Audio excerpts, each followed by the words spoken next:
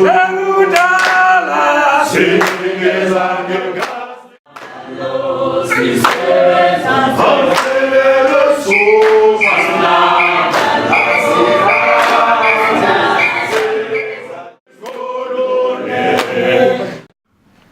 these capitalist countries, they are there on the social media sending messages that are intended at serving their interest. We will acknowledge every person who is present in the verbally so. So we'll jump that part. But I think we are ready, we can start immediately. My name is Muluki Joile. Comrades, at the time when we acknowledge whoever is present, we will make a thorough explanation of who we are. We've got Comrade Mphato Mlambo, we've got Dr. Mpotolo. Today we are, Greater Taung is hosting CADAS debating sitting. So we are hosting this CADAS forum debating session here. It is for Dr. Anderson. However, I'm aware that of course we've got leadership from Dr. KK. I'm not sure all comrades from Ngakamudirumelema are here as well yet, that will deal with that meeting. We have decided that when we host this sitting, we would not have everyone in the sitting. Strictly those who have been chosen to be part of the sitting were requested to join us in the sitting. It's unfortunate that for the purpose of this sitting, we are not going to cope with situations where people are just standing up, going out, coming, disappearing on the chairs. It's a session that we are going to record, and it's important that we should not want to undermine ourselves. We do not want anything that is self-defeating to the purpose of the debating session. Now, the major intention of this debating session is to tell the nation the truth. Borrowing from the teachings of China, you would know we must search for the truth from the facts. But this session will be recorded. We have our own filmmaker who would then enable us.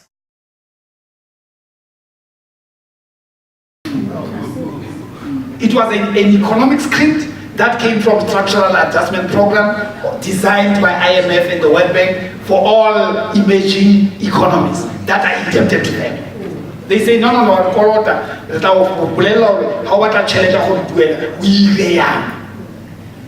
we would give you the script. You are stupid, you come from the bush, you don't know anything about running government. We in the US and the World Bank, we belong in the game. So we'll give you the script. Thabo Mbeki embrace that script, you know, all of you. And you should know, we should say in the script, we are telling the nation the truth. Remember, that is the title here. When Thabo Mbeki and his friends of your Alec Ewings and your Trevor Manuel started GEAR, they started GEAR Makaban out of their own influences, both national and international and ideological. It had no origin within the ANC. So GEAR is never an ANC document. Whereas Nelson Mandela himself accepts that as the president of the ANC at that time in government, GEAR was introduced to him at a late stage when it was already developed, crafted, and everything packed together, ready to be presented to the National Executive Committee. So himself, as the president of the ANC, it took him by surprise.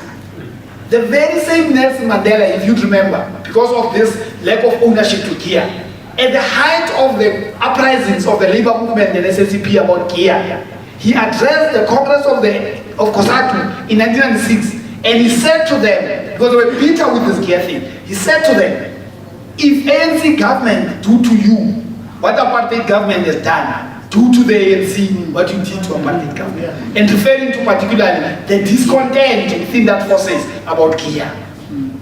And finally, comrade, no single Congress of the ANC, no single conference of the ANC has never took a resolution on Kia. It was the prescript of the Western forces with a sinister agenda to boost Maburu to resuscitate and reawaken and start to take control of South African economy so that they can bulldoze the South African black government. And we allowed them, we boosted them Kia because Kia was encouraging privatization.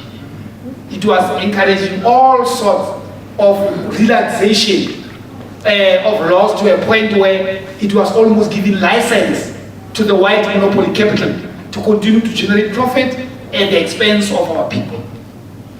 And the companies are much more privatized, rekiswa go di soso, tsa rekiswa go di ISCON, tsa rekiswa privatized. I'm told even this downside at some point, some of the things that were bundled, Comrade Trainer will tell you a lot of things that were owned by state and were unbundled during the Kia era, feeding into black bourgeoisie and also regurgitating white monopoly capital at the same time, because they could trade internationally now. There were no more sanctions.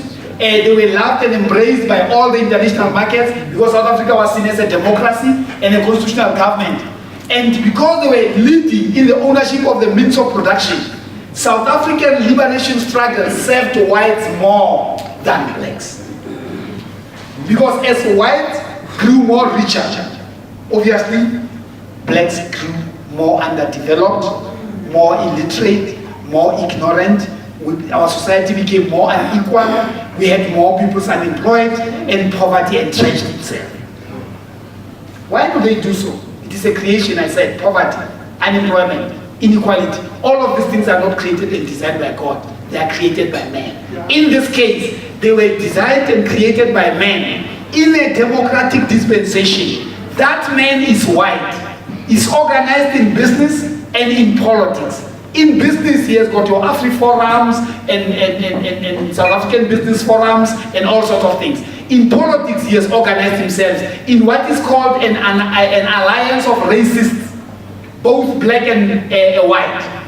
That gathered somewhere, you remember, in the 1990s, after the collapse of your National Party and other racist formations. And something called Democratic Alliance was then formed. It is a church of all white supremacist racists and all black anti-socialist forces.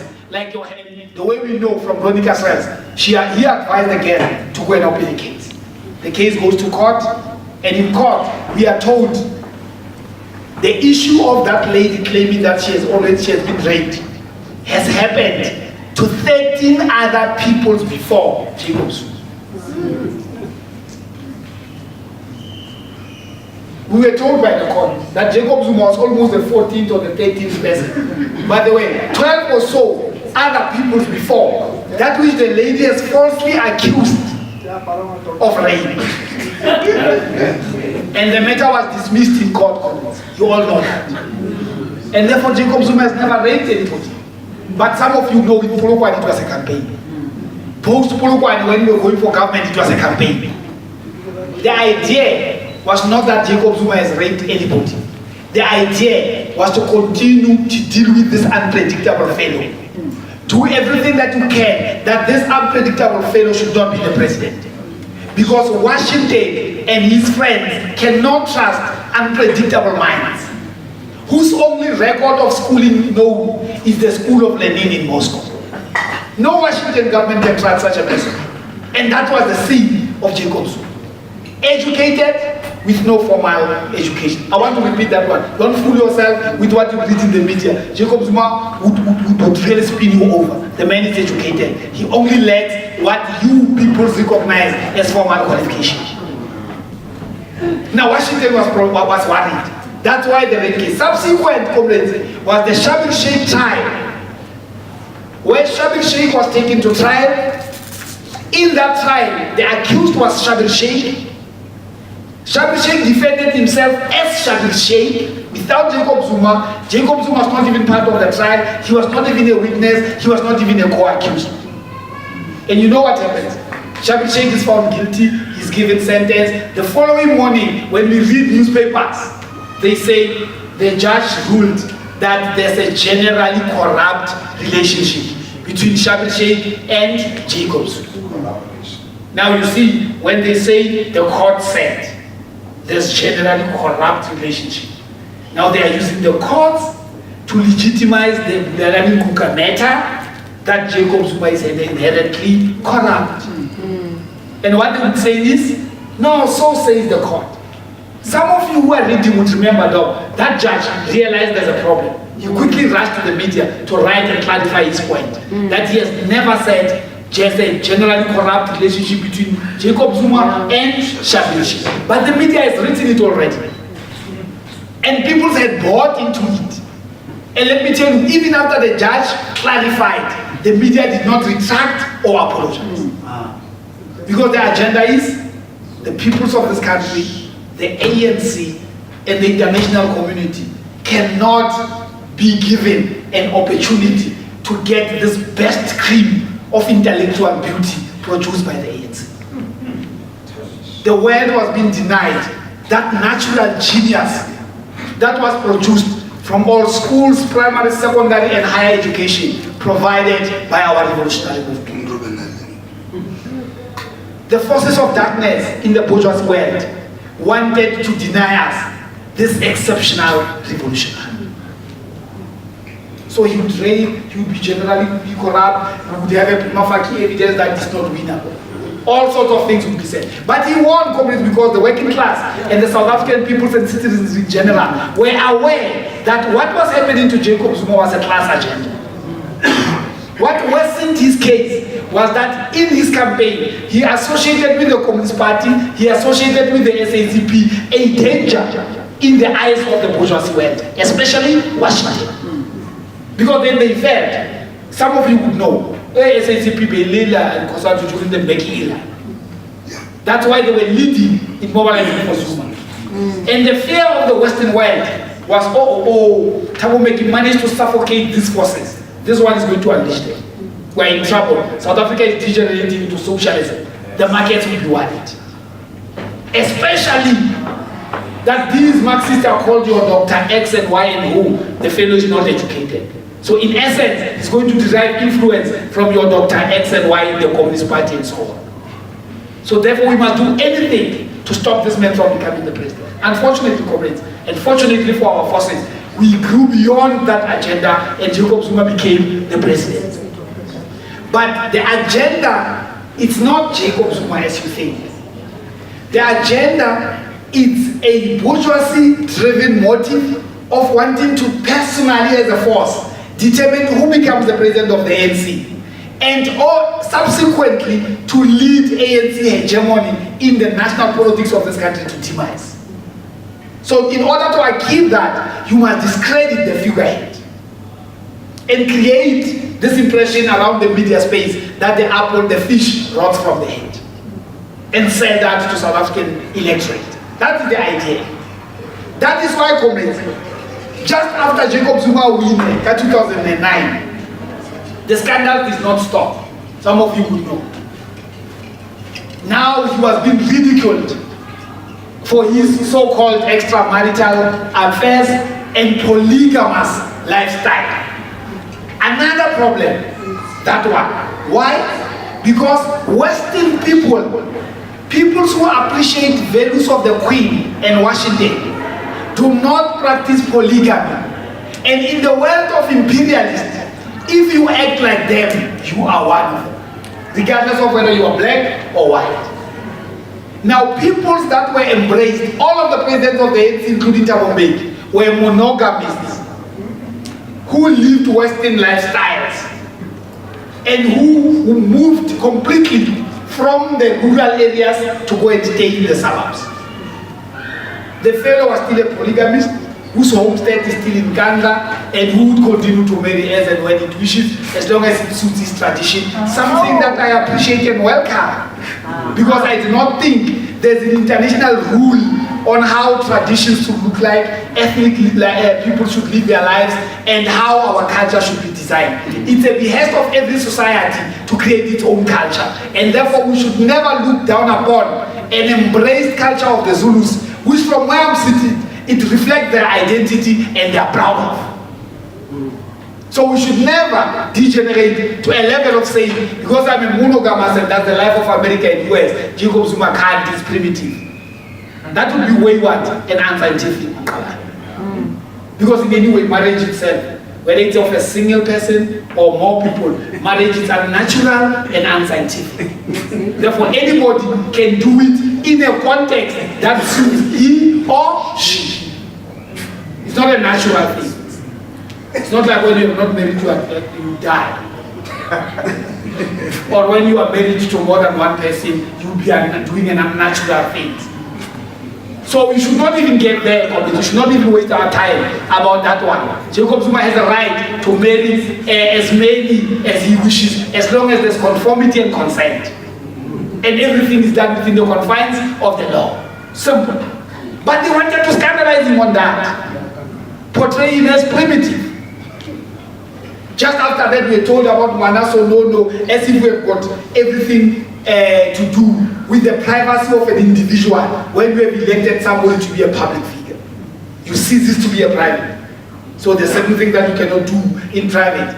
And if you take private things that somebody did not want you to know and you put them on the public pedestal, it's not like you're assisting anybody by doing so. The idea with Jacob Zuma to discredit him, give the impression that instead of running the country, he's going to spend a lot of time in the bedroom. And why? You want to scare everybody. That's not going to become the good president.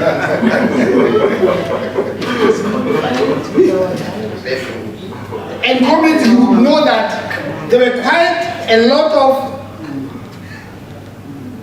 ill-advised scandals. I do not want to go to some of the pieces. I want to go to the critical, the kind of scandals, all of which were intended to demise the ANC and to discredit our movement. All intended to entrench a perception in the ANC and society. Jacob Zuma is deeply corrupt and ANC must just get rid of that man. That's the idea.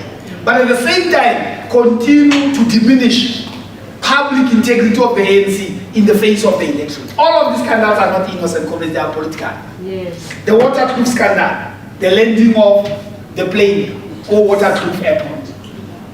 Because you read it from the newspapers, comrades, it's important that we should clarify certain things. Yeah. Because when they are clarified, comrades, these things, an opportunity is not given by Channel 403. Some of it they will know, who has TSTV. Yeah. That there's a channel called Channel 403, which is a mouthpiece of all neoliberal forces and the opposition in this country. Sometimes you get clarities in Channel 407 and 404, but time does not allow. So some of us who are following these things in your other platforms will be able to come and clarify these things in this gathering. Look, comrades, the Waterkloof landing has got nothing to do with Jacob Zuma, and you all know it. Even the media knows it. The Indian Diplomatic Administration and Office in South Africa applied to the military for the landing of an entourage of senior executives and national office bearers of the government of India, who would be coming to South Africa to attend the Gupta family wedding. An application, officially, was done by the Indian embassy to South African government through their military officers to ask a legal permission to land in Waterkloof.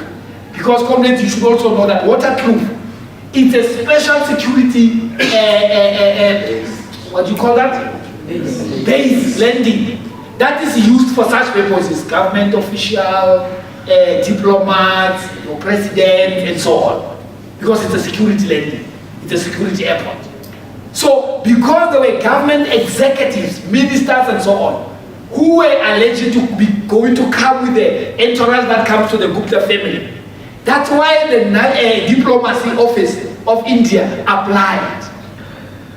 Unfortunately, comrades, South African officials in the military gave authorization for the landing in that context. Because that's how Waterkloof is used for. All protocols were arranged with necessary establishment, your Tshwane Metro and so on, that when that entourage comes, you should then be able to give them security protocol to Sun City where the wedding is. That's a normal arrangement that is done all the time. Any other head of state or international diplomats, executives, ministers of other countries come to South Africa. They land in Waterkloof, all the security establishments that is on the ground, give them support to wherever they are intended to. It happens all the time. Now the difference here is that as against expectations, and that cannot be blamed on South African government, the people who landed, very few of them were government officials. Majority were the Gupta family. Now, unfortunately, an official constable on the floor would not know this one. The Indians are Indians, because we know they sometimes think they look like all of them. So who would they know? These ordinary constables, that this one is a Gupta, this one is a minister, this one is not. How would they know that? They wouldn't, obviously. So what they are supposed to do is to drive these people to Sun City as soon as they land. And if a report comes and say, hey, the delegation has landed, they become ready. When the delegation gets into car, they do what they do, escort. It's only later, after the incident, that some of them in there knew that, hey, these people were not actually ministers, they were dignitaries from a private business mocha. That's how things came about. And what does the media do? They say, no, relationship with Helen Zille and the Democratic Alliance. Some of you may not know. There's a letter of appreciation of money that Atul Gupta gave to Helen Zille, where Helen Zille wrote an email to Atul Gupta thanking them deeply. Such a letter was read in the National Assembly in Parliament. So the first friends of the Guptas, those who are going around and being fed lies by the journalists, the first friends of the Guptas when they arrived in this country, it's Helen Zille and the Democratic Alliance. It is only the mistake of the Guptas was to damn support to the Helen Zille and DA, take it to the most ever genius, Jacob Zuma and the African National Congress. That was their mistake. And thereon, it will be that our country is ruled by the Guptas. The Guptas are the friends of the president. They landed in Waterkloof because, I'm sorry, they landed in Waterkloof because they were friends of the president instructed so. That's a creation of the media. Now, come on, there's no such. That is why some of you would know. When that landing happened, the national executive, Nkandla, if you would remember, resurfaced when we were going to the elections. I don't remember it was local government elections or the second term elections. It took center stage, it gained momentum during that time. As it was gaining momentum, the other thing that was gaining momentum was the attack on the public protector. And the media and the middle class and the bourgeoisie were flying this thing. Hey, ANC has degenerated. They are taking the public protector. They've looted 250 million in Uganda through their president. Hey, these people are horrible. Comrade, once more.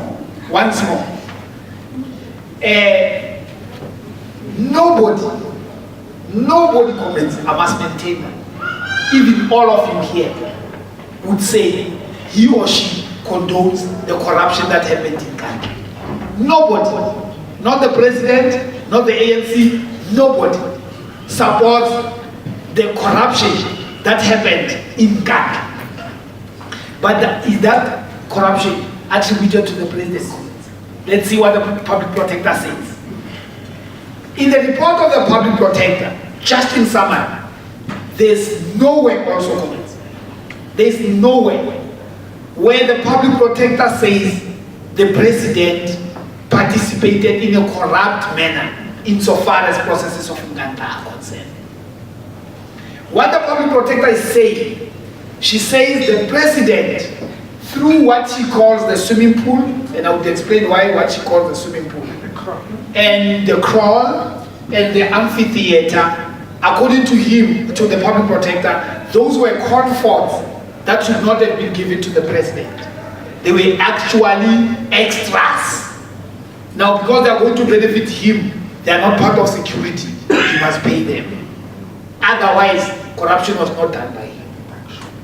That's the requirement, and of course, the shifting of the tax law. According to it, those are yours, but they are not security, those ones. You must pay yourselves. But anyhow, you are not part of the corruption. But what the media does, when the media reports it, it is reported as if literally there's some money that went to the president's pocket. But you know, comrades, the problem is this public protector, who we are told we should protect, who we are told ANC and its alliances are taking, is also suspicious in her conduct. And if she wants to save herself from criticism and attack, she should behave in an honorable way. Because to create a notion, my comrade, that you cannot criticize the flaws of an office, much as we are allowed to even criticize judges, we are creating a problem for society. Because Thulima Madonsela's office is not above the law. Yes. Now to argue that when you criticize it, you attack it, and try to create a wall around Thulima Madonsela of an extraordinary holier than thou, you are creating a problem in society. Because there can never be such a person. And exactly that is what has happened here with Thulima Madonsela. One complaint that is critical, something that is very hurting to any ordinary member of the ANC, for us to start asking questions. What does Thulima Madonsela, who does she serve, and what does she want to accuse? One, Thulima Madonsela was never in Ghana. She investigated this matter, she reported on this matter, but personally Thulima Madonsela was never there in Ghana. That's the first one you think. Two, you ask yourself, those who were in Ghana say the condition of the developments that were done at the presidential house are so horrible, so shoddy, such that they compromise the security of the president. But Thulima Madonsela did not see that. And for that matter, Thulima Madonsela never commented on the condition of those security establishments, such that she should make us aware as South Africans that the security of the president is at risk, even though such money was spent on his house. She never raised that matter. Now my point is, why doesn't she? If she's loyal to our country, if she's loyal to our office, if she's loyal to our president, and I'm almost close to saying she was doing job for somebody else, such that we don't know that the security of the president is vulnerable, and somebody who wants to hit the president can do that. Yes. Because I would not understand, as a loyal citizen, why wouldn't at least she comment that even though extra money was spent, but the work is shoddy, it's of poor condition, and it compromises the security of the head of state. She hadn't done so. All she had done, she wrote in bold letters, the president must pay back the money. Where's comrades? She does not even calculate how much was authentic expenditure, how much was excess expenditure, how much should the president pay if the president has to pay. In her report, comrades, we now know this matter has been dealt with extensively in Parliament. We know from the report of Parliament that there's no amphitheater there at the President House. Those who went there, we're not talking now the photos of Thuli, aerial photos she took through a helicopter. We're talking those DA, UDM, Freedom Front Plus, ANC Parliament, who were in Ghana literally. They say there's no amphitheater there. All of them agree. Somebody's talking nonsense. Because, and that somebody in this case would be the public protector. Because we learned of the amphitheater from her report. Secondly, there's a swimming pool that the public protector is talking about. Parliamentarians are saying that thing cannot be a swimming pool. It's something that looks like a swimming pool. But you cannot, in a report, call it a swimming pool. And they explained all the requirements of a swimming pool, including chlorine. And all of those things were not there. Therefore, it's difficult to call it a swimming pool. Security experts from the Ministry of Police went to Uganda to assess that so-called swimming pool. And they came out saying it's a security or fire pool. That is part of the security establishment. Shocking, comrades. Thulima Madonsela told us that the crawl of the president is something out of this world. Parliamentarians went there, came back, they say it is the same old shady thing that looks the same as the old crawl of the president. And all of them agrees that if the price put on that crawl is something to be taken by, the president was ripped off. Because that crawl is so ordinary that it cannot be even close to the price that is placed on that crawl. It all goes back to one thing. What did Thuli Madonsela aim at? What was her objective in investigating the president's house and making a report and make recommendation without having gone to the president's house? What was he wanting to achieve? That's your Makala. She wanted to achieve one thing. Get something that would continue to discredit ANC government. Get something that would continue to portray Jacob Zuma's presidency as inherently corrupt. And use this to delegitimize ANC come the next elections. That is what you must. Now we are not talking suppositions any longer. We are talking facts on record. And where is your media with Nkandla now? Quiet. Because the matter did not succeed its political objective. Yakutibela ANC from winning the past elections. They are busy with something else. As soon after Nkandla came Hlaudi Motsoeneng SABC. Why is Hlaudi Motsoeneng so changed so much? Some of you would know. They are saying Mutwa Zuma in the SABC. He uses the SABC to advance propaganda of the ANC and of the government of Jacob Zuma. So because Hlaudi Motsoeneng is loved by Jacob Zuma according to the media, the only route and plan is to tarnish the guy because he's placed in a strategic space where he can unleash propaganda that will clarify the people. And I like Hlaudi Motsoeneng, he's consistent on that one. That now in this SABC you're going to tell a good story. Yeah. You're going to do with the SABC what CNN is doing about America. We're going to do what BBC is doing for Britain. We're going to do what every other state broadcaster is doing all over the world. We are not going to allow the South African neoliberal opposition forces to use state institutions, all of them, to unleash terror in the ANC. And Hlaudi Motsoeneng stood his ground. And they said, Thuli, we investigated and have him fired. Do you hear what I'm saying? The forces said, Thuli, investigate this fellow and have him fired. He's blocking us from accessing the coverage in the SABC. He loves his Zuma, he loves his ANC, and it's ANC-related government. She went, Thuli as always, investigated, came up with the report. Some of you would know the report. The report says Hlaudi Motsoeneng lied about his qualifications to get a job in the SABC. Remember that report? Yes. Sadly again, our public protector. That whole thing came out to be lies by the public protector once more. Some of you would know that Hlaudi Motsoeneng challenged this. He challenged it in Cape Town High Court, he won it. The DA and the other forces appealed it to the Bloemfontein High Court, they won. And the ruling in the Bloemfontein High Court was that Hlaudi Motsoeneng was charged for lying, as according to the public protector's report. You know what we did? Luckily, comrades, that some of you who are watching television, the trial of and the hearing of Hlaudi Motsoeneng was in December. It was broadcast live. I'm happy that it happened that way. And listen to what we discovered during the Hlaudi Motsoeneng hearing. We discovered that once more, what was done in Nkandla happened with Hlaudi Motsoeneng. All the other people who gave evidence to the public protector, who gave testimony to the public protector, found Hlaudi Motsoeneng at SABC. None of them know how Hlaudi Motsoeneng was hired. Shocking. All of them, those who went to the public protector, on whose evidence the public protector drew a report, all of them found Hlaudi Motsoeneng there. They don't know how he was hired. What they did only is that they leaked a form, an application form that Hlaudi filled as he was appointed.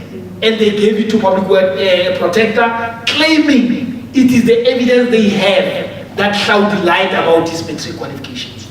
The reality being that, when first thing, Claude Mutsueni was headhunted by SABC. That's the first thing. Communists must know. Claude Mutsueni was not hired like you and you are hereby apply. Claude Mutsueni was an extraordinary talent, similar to talent of Jacob Zuma. Yeah. The only problem with Claude, even though he excelled in journalism, he was a field reporter in Cork. I was studying in Cork at that time, as he was studying his field reporting in 1994, 95, 96. That was the era of Claude Mutsueni in field reporting in Cork. He was just a marvel, although he did not have a metric certificate. He was doing such an excellent job that he was the almost reliable field correspondent of SABC, who was doing an excellent job in the entire Free State, though he did not have a metric certificate. Now, after 1994, when SABC was transforming, the new board was tasked with the responsibility to transform the media space there, the editorial rooms, and make sure that more blacks are part of SABC journalism. A transformation commission of leaders and managers of HR in SABC was unleashed in the country to go and headhunt talent in each and every province. Mr. Van Merwe was sent to Free State to go and hunt for Claude Mutsueni, instructed by the National Office of SABC in Johannesburg in 1995. And as he arrived there, he interviewed.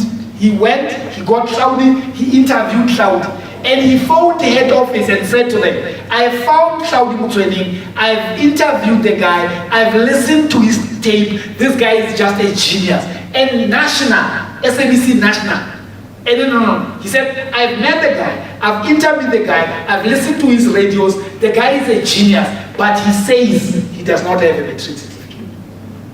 And you know what National Office in Johannesburg says? That's not your business. The man has already been hired. We only wanted you to meet him, to interview him, and everything. But the guy is already permanently hired. That's how Claude Mutsueni was hired. Now, what was happened is, when Claude was hired in SABC, not even a single form was filled. 2, Claude became honest that he does not have a metric certificate. The public protector says he lied about his metric certificate. And some of you know, when the truth was unveiled in Claude Mutsueni's hearing, what happened? He won his case. Now he's won, he's back into the SABC, he's still the COO, the public protector. Where is she now? That same public protector. I think you are clarified on Claude's matter. Yes. Claude was punished because he was seen as a Zuma lieutenant in the SABC. Al-Bashir, Omar Al-Bashir, the media went on ballistic. Hey, the government of Jacob Zuma does not respect the rule of the law. The government of Jacob Zuma has allowed a war criminal. Hey, the Jacob Zuma is corrupt because now murderers are coming from their countries, getting in and inside and out of our country as simple as all that. Comrades, Omar Al-Bashir was never in South Africa. Omar Al-Bashir was never in South Africa. And that you must understand.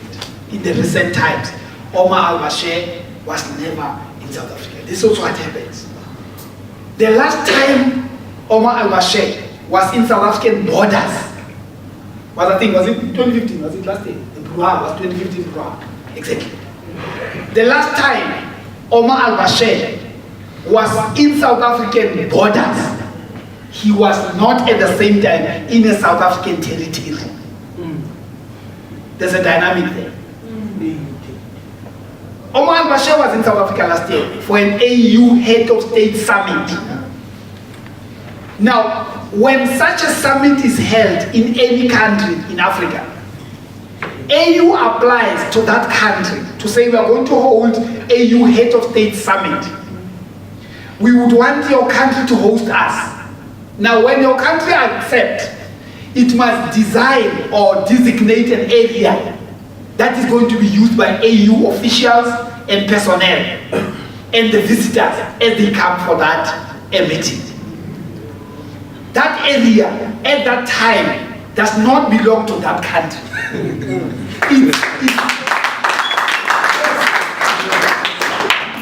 it is entirely given over for the period of the meeting into the custodianship and the leadership of AU leadership.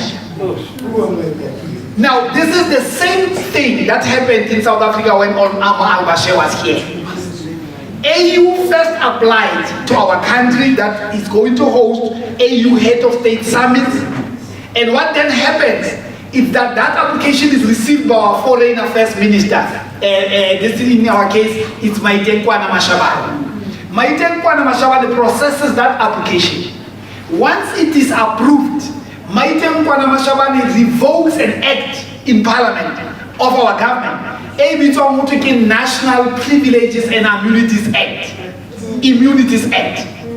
From that act, Maite Nkoana Mashabane has prerogative to declare a territory, secondly to give immunities to all those dignitaries who would attend the meeting. Now, the process happened that way, that with regard to this AU summit, application was duly done by the office of the AU chairperson, approval was given, immunities and privileges were then extended to all visiting heads of state in terms of the South African National Immunities and Privileges Act. And what then happens is 10 days before the delegation and the meeting starts, the National Minister of International and Cooperation Affairs gazette the territory, the hotels, the roads, the airports that are going to be used by these people. And he would also gazette all those people who would be immunized or given immunity for their visit. This is promulgated, comrades, for everybody to know. Once it's gazetted, everybody would know. And therefore, that area that is gazetted, the hotels, the routes from airports, different airports that are going to be used, during the days of the AU summit, do not belong to South Africa any longer. If it's 5 days, the 5 days belongs to AU. If it's 10 days, that 10 days, that is not South African territory any longer. What does that imply? It implies South African government in that territory, they cannot do as it pleases. If for them to do anything, it must go via the AU chairperson and her leadership. But remember, all of that are done legally. That is why they are even promulgated for all South Africans to know and see. So that we also know which area is that one of the AU now, which one still belongs to South Africa. Now when Omar al-Bashir came here, he was given diplomatic immunity, number one. Number two, he never left the boundaries of the AU territory. Let me show you, for example, I know they were somewhere around Pactonian Hotel or so, and they were using Waterkloof. And I know the route from Waterkloof to the hotel where they were was a proclaimed route, which was falling under the gazetted area. Omar al-Bashir, if he would have skipped the boundaries of that road and went, maybe let's say via N12, maybe his road was N1, and he jumps and he moves on N12, he would have been arrested. That's the technicality in law. But what the media does, they don't tell you these things. They create an impression that we have an irresponsible government that undermines the rules of the law. Coupled with the fact that we have a very problematic court system and judiciary in general. And when you raise this thing, ANC leaders are then tend to be attacking the judiciary. And I said, if we can have an institution within society that is beyond criticism, society is in trouble. Because all of us communities are infallible. We are human. That's why judges' verdicts and sanctions can be appealed. Our South African judiciary is problematic. Because their ruling community was saying we should have arrested Omar al-Bashir. That's what the court was saying. And you know what are the implications, community?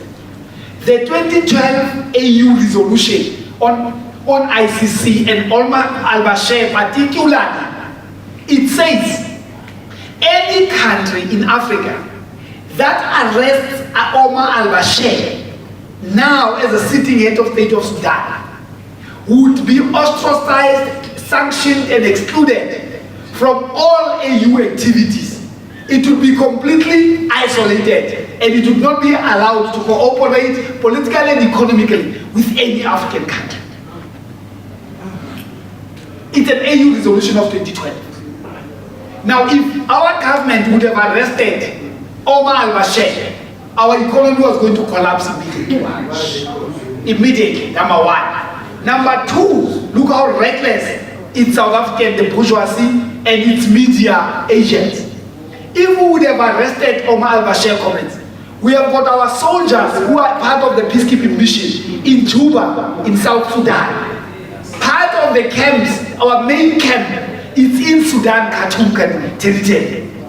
Some of you who follow media, Doc, would know that a day that which we were supposed to arrest al-Bashir, our military base in Sudan was surrounded by white Toyota 4x4s of the military.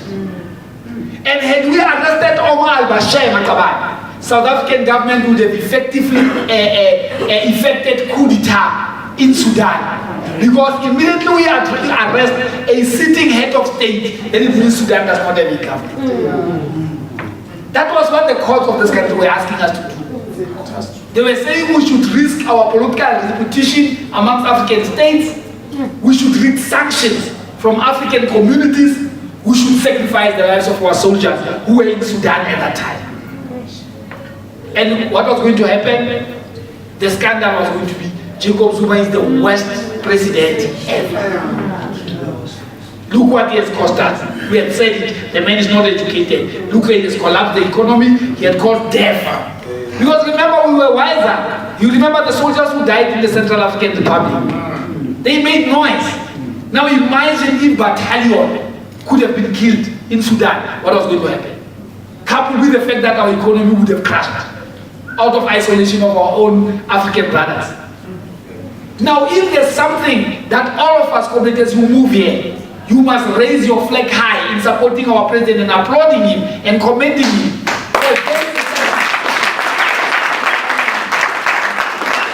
And for putting our country first, our population first, our armed forces first, and as some were creating a scandal about him over and above, putting our country first in the situation of al-Bashir, we need to commend that astute leadership of Jacob Zuma. Because otherwise, Congress would have been in trouble. That I can tell you, we would have been in trouble. And the masterpiece and the genius of Jacob Zuma prevailed once more.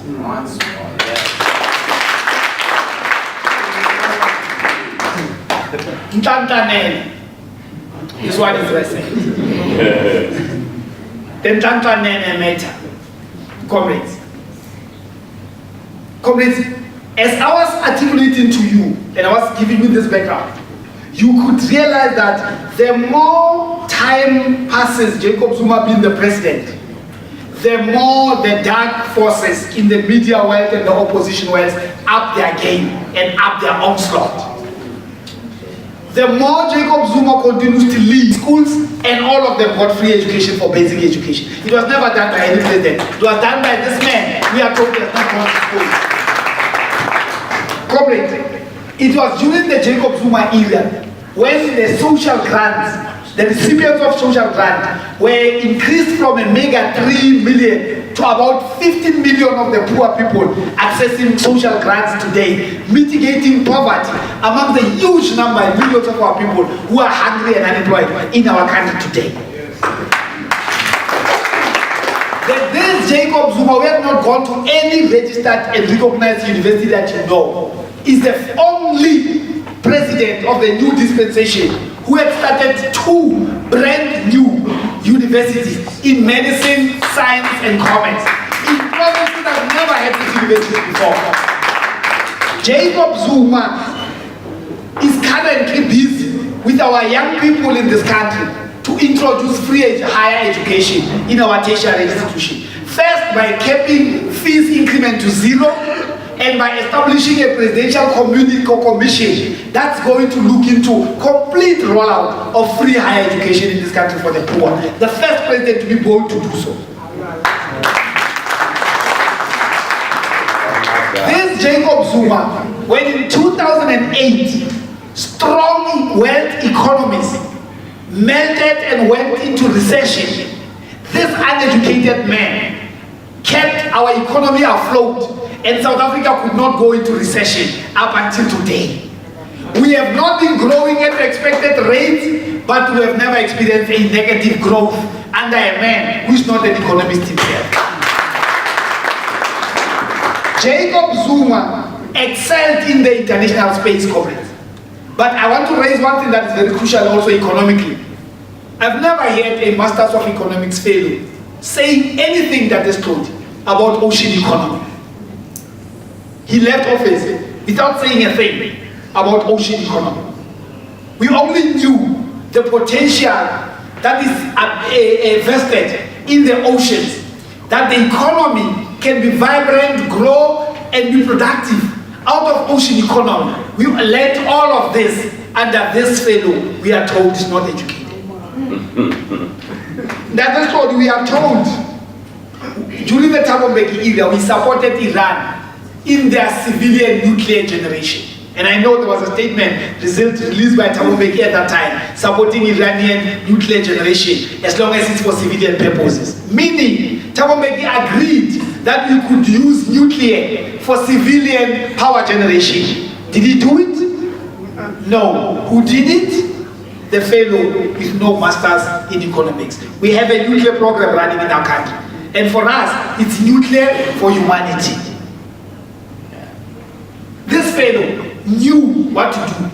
This guy, who is not educated, comrades, is the first one to run the country after having diagnosed its problems through the National Planning Commission. And after that, through a 15-year plan, through what is called National Development Plan. None of your lawyers and your economists thought that to run a country, you need a plan. Tell me what was the plan to govern the country of Nelson Mandela, that you know? None. Tell me of the plan that you know of Thabo Mbeki of running this country, except that Kia ill-advised thing. No. The only president in this country since the dawn of democracy who knew that to run a country you need a plan is this one with an unplanned education. All those with planned education left us with hunger, unemployment, sickness, and inequality. Through their ill-advised and misguided neoliberal policies like Kia.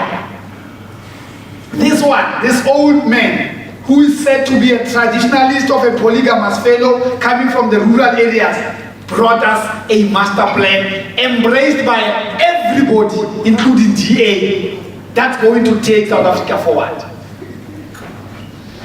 This president, comrades, is the president who mastered his international game in as far as foreign policy of this country is concerned. He was responsible for BRICS, but not only that, in BRICS, I explained, to include big-minded people, he led toward the establishment of a BRICS bank. Now look what is interesting. You have a BRICS bank. In that BRICS bank, you're going to have headquarters of BRICS Bank in Beijing. And the remaining regional offices or bank must be debated amongst themselves. Where can it be located?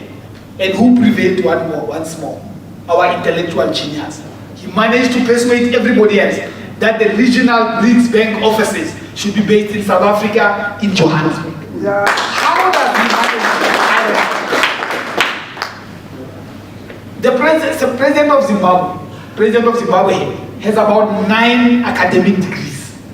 The president of Zimbabwe here, just around here.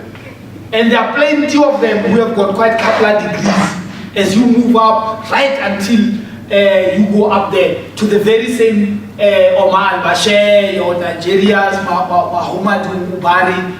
All of those people are academics and educated fellows who have got professions and careers.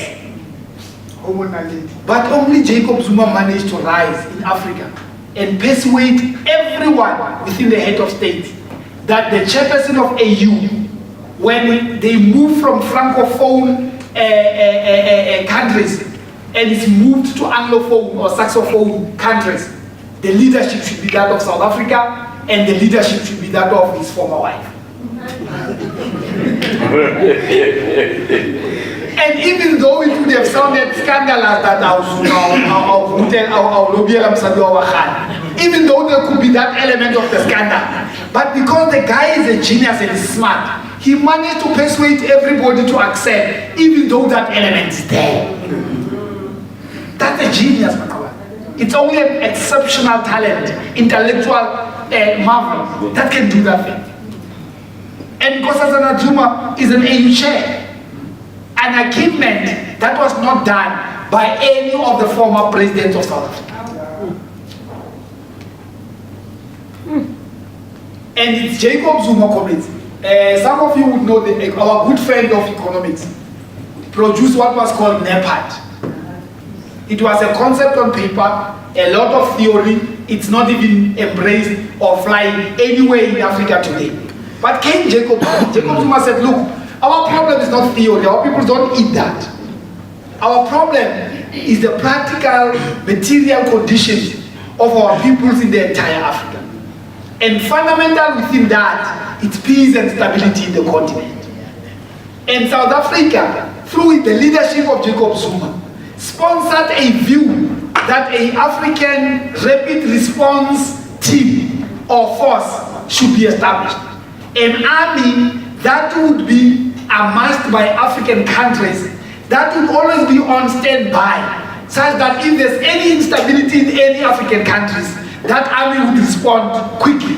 And South Africa was going to share the bulk of responsibility, both in injecting money and training into such a force. That's the brainchild of Jacob Zuma, and the report as we are seated now is that that army has almost come to conclusion. Very soon, that army will be starting to do its duty to ensure practical action to ensure that Africa is safe and peaceful. Not theories here, no ideas. Practical action. That's people who are not academics. They are action oriented. And that's Jacob Zuma for you. Now, I'm raising this thing, comrades, to say to you, nobody should behave as if corruption is not a problem. One single biggest challenge that has haunted the Jacob Zuma government has been corruption. But corruption cannot be said to be a baby of Jacob Zuma, or we can say it has arisen in this country because of the Jacob Zuma presidency. It would not be correct. It has been building up.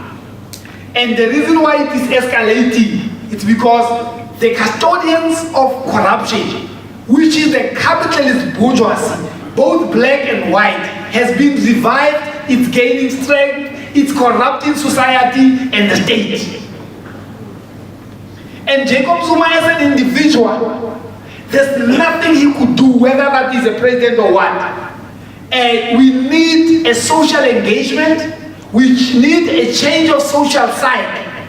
We need a different approach within the revolutionary movement to conscientize our communities, our individuals, the society in broad about the scourge of corruption and how damaging is corruption to the objectives of the National Democratic Revolution. Each one of us has to take that responsibility, but to take the responsibility of a polarized damage that happens in society and bestow it on one man, it's absurd and paramount. But the measurement should be, if we say Jacob Zuma does not like corruption, let's measure the performance of his government on corruption versus other presidents before. There was an armed deal during Thabo Mbeki era. Nothing happened. What did Jacob Zuma do about the arms deal? He started the Security Commission. All of us know. To deal once and for all with the corruption. Nobody wanted to go there. That is told you. Not President Mandela wanted that commission. They felt it would scandalize the ANC. No Thabo Mbeki wanted to go to that space. They felt it would expose the ANC leadership. Jacob Zuma said, if we want to decisively deal with corruption, you need action. And he started Security Commission. Some of you who were following Security Commission would know that eventually all those people who were accusing Jacob Zuma in that commission all collapsed. All the evidence collapsed. Bheki Cele versus Jackie Slade. Jackie Slade was the commissioner of the police. we struggled to fire him even though there was a case. Bheki Cele, the commissioner of the police, we fired him for just mere indecisiveness, not corruption. Dina Pule, the minister. Mantosha Lalamtsima was feeding us apples and beetroots during a time. She was never fired. We fired Dina Pule for indecisive business dealings. In essence, though we agree that corruption has escalated during the Jacob Zuma era, he accepts that, ANC accepts that, society accepts that, but over and above, there's never any president on record who has been decisive so far in dealing with corruption from this government than Jacob Zuma. And just in summary, comrades, if we would have excluded the issue of corruption, I must conclude, Jacob Zuma would have been the best president in the history of our democracy till to date. I thank you.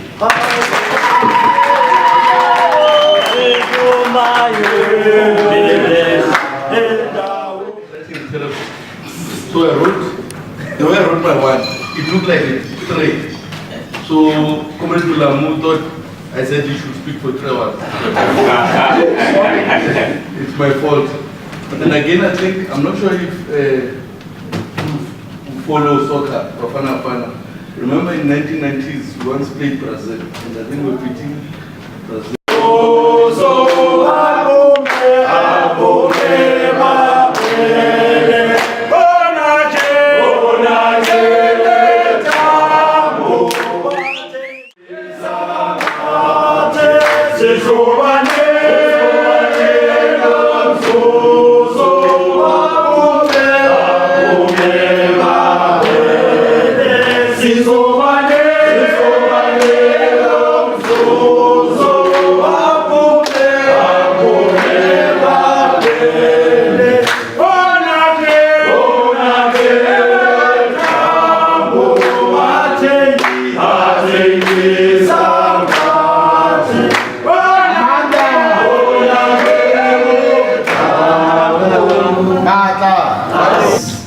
Contemporary politics, balance of forces, will then give you the tools of analysis, Marxism, because we are going to unpack philosophy and class struggle, and which philosophy is right that you must use. Because the part of the things I was going to do was to say why revolutionaries need Marxism. Because you are in a revolution and you have a deep understanding, you are revolutionary, you want a change. Why do you want just an idea, the thinking, the philosophy? So we'll unpack this because anyway, at the end we must give you the tools of analysis so that you can use by yourself as and when you execute the revolution.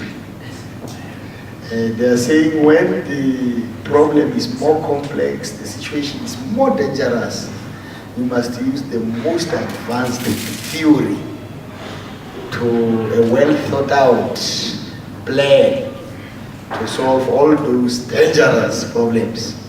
So we will arrange that maybe just soon. We should be able to run the class.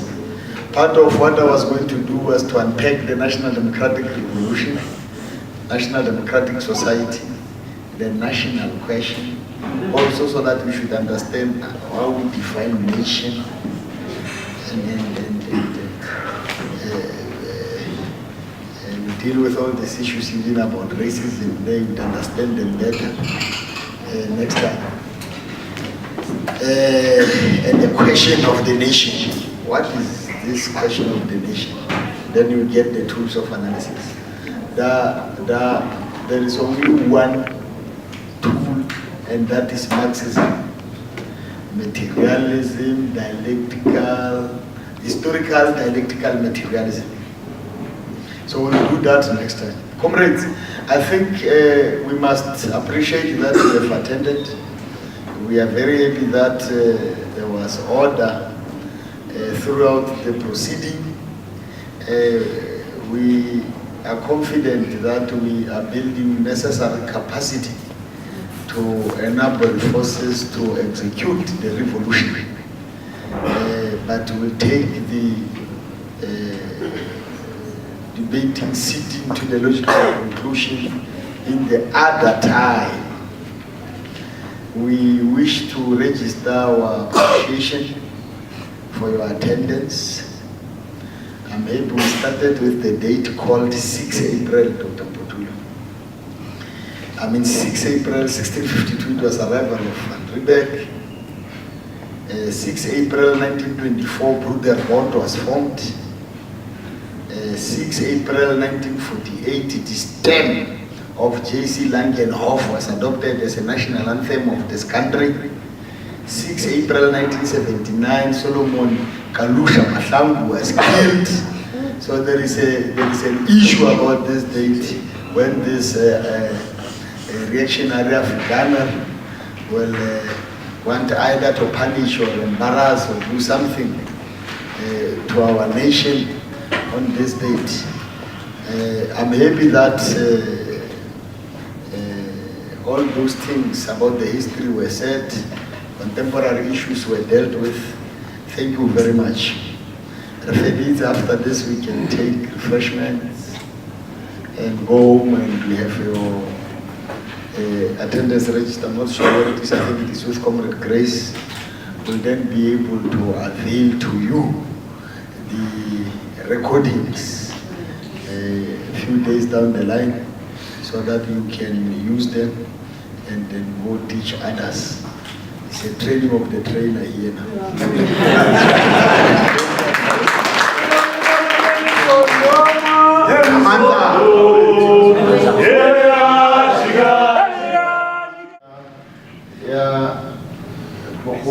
Ya molawana o paketana melawana e sa letlelwang ka seo sa bogosi gore ba tshwanetse ba tseye karolo go teng. You must please do that.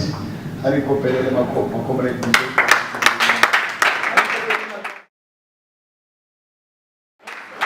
Amanda,